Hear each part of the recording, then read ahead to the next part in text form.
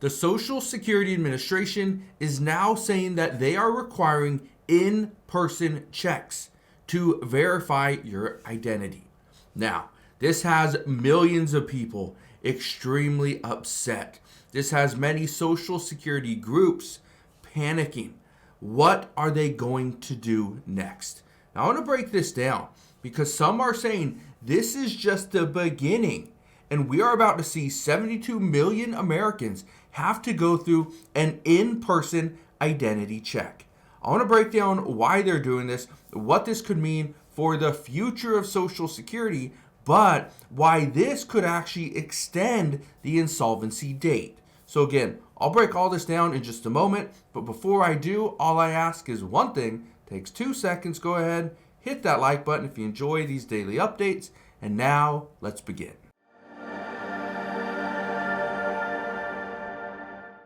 So over the past several weeks, we have seen many changes to Social Security. I've talked about the potential changes. I've also given you guys updates on the changes as they are occurring. We do know there's many things that are going on, but I want to be very clear. Okay, the acting Social Security Administration Commissioner knows they're going to make mistakes. Just look at this. It says Social Security Chief says he will continue to make mistakes, but vows to learn from them. This report that just came out is another one of those potential learning mistakes. Listen to this. Okay, look at this right here. It says Social Security Administration to require in-person identity checks for new and existing recipients. Now, why? Why are they doing this, and what does this mean for the 72 million people? Well, let's get right down to it. I want to read this to you. It says, in an effort to limit fraudulent claims, that's the key. It says the Social Security Administration will impose tighter identity proofing measures, which will require millions of recipients and applicants to visit agency field offices rather than interact with the agency over the phone. Keep this in mind as well. Right now, there are thousands of Social Security workers being let go.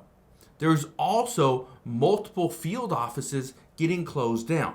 So the last thing we really want is people going into the office, which are closing down, and calling, which require a person to answer the phone.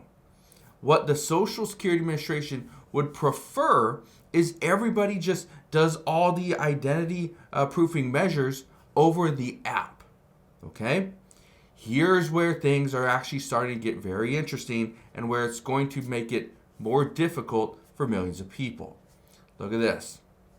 It says beginning March 31st, so in just 12 days, people will no longer be able to verify their identity to the Social Security Administration over the phone. And those who cannot properly verify their identity over the agency's My Social Security online service will be required to visit an agency field office in person to complete the verification process. Okay. It says this change will apply to new Social Security applicants and existing recipients who want to change their direct deposit information. Okay, here's where things are getting interesting. So this says this is only going to apply to new Social Security applicants, which as of right now, there's more than 10,000 people, 10,000 baby boomers that are becoming eligible for Social Security every single day. Every one of them has to go into a field office. Okay? They need an in-person check. Okay? Again, this is going to be a big, big blow. Right? Now, again, here's where things are getting really interesting though. According to reports, the Social Security Administration would like to see how this works. And before they let go of these thousands of employees and shut down the additional field offices, what they would prefer is to try to get all 72 million people into the office, do an in-person check-in, okay? Do some type of verification, the in-person verification, because what they are saying right now is that the Social Security Administration has lost billions of dollars per year as a result of fraud and overpayments. This right here, requiring people to go into a field office, could actually prevent fraud. As far as overpayments, it's probably not going to do a thing, but the Social Security Administration is working on that. But the fraud, according to reports, they indicate that the Social Security Administration has likely given away more than $1 trillion in improper payments in its lifetime. More than $1 trillion in improper payments. That means fraud payments, overpayments, right? Errors. They're just giving money away. But that report also indicates that this is what has put Social Security under so much pressure and puts it on the doorstep of insolvency, is because they have just given money away and not really went after it once they realized, oh, this is what we did. Now, I want to read a few things to you. It says retiree advocates, they warn that the change will negatively impact older Americans in rural areas, and it will, including those with disabilities and mobile limitations, which it will. Those who live far from a Social Security office and have limited internet access, it's going to impact all those people. It is going to impact every single one of you. Okay? Now, why? It's simply an anti-fraud measure. According to multiple people, they say it's an anti-fraud measure. That's all it is. Okay? Now, yes, could you identify your identity over the agency's My Social Security online service? Yes.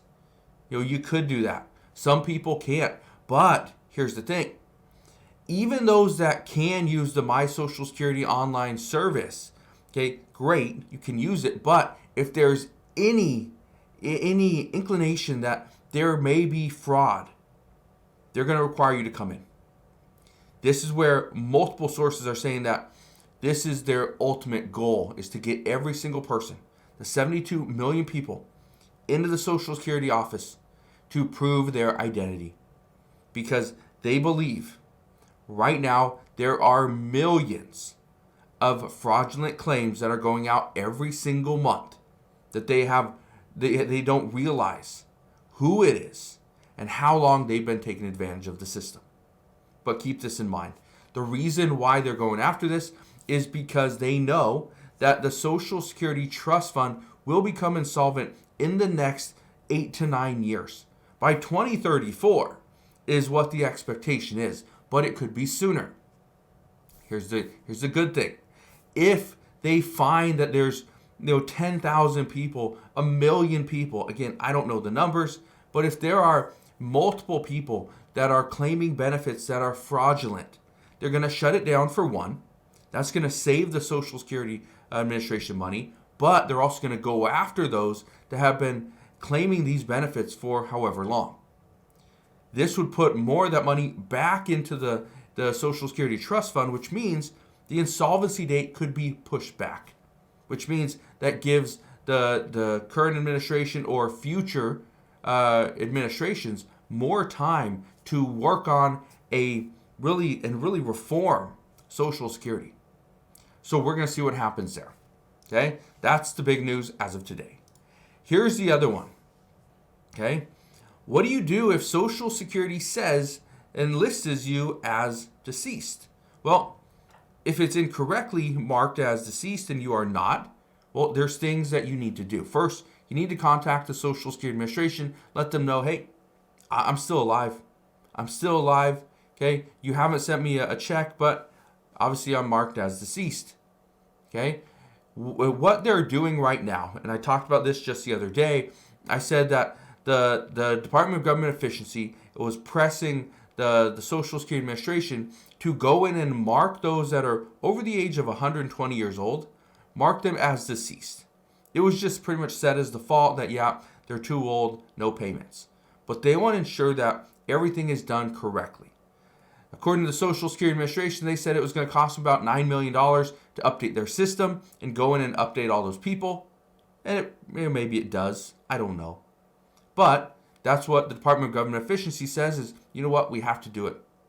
It's one of those things, we have to do it because we need to know who is actually living and who is not. So if you are marked as deceased, call the Social Security Administration as soon as possible. Let them know, hey, I'm still alive. Yes, they may require an identity check, but again, you can do it on the My Social Security online service. Okay, there's other things you can do. Here's the other one. They may start doing kind of like a Zoom call where they check your identity over a online meeting. Okay, so there's definitely different things that they're considering right now to make this a little more efficient, but they do, according to multiple sources, eventually want to go and identify and check the 72 million people receiving benefits. So I don't know exactly how this is going to work, how quickly this could play out, but according to multiple sources, that is the end goal, to see the Social Security Administration go and check each and every person that's receiving benefits. So as we get more information on this, I promise I'll bring you all the latest news and updates. That's what we know as of today. So again, thank you guys for watching. Consider subscribing, and I'll see you guys on the next one.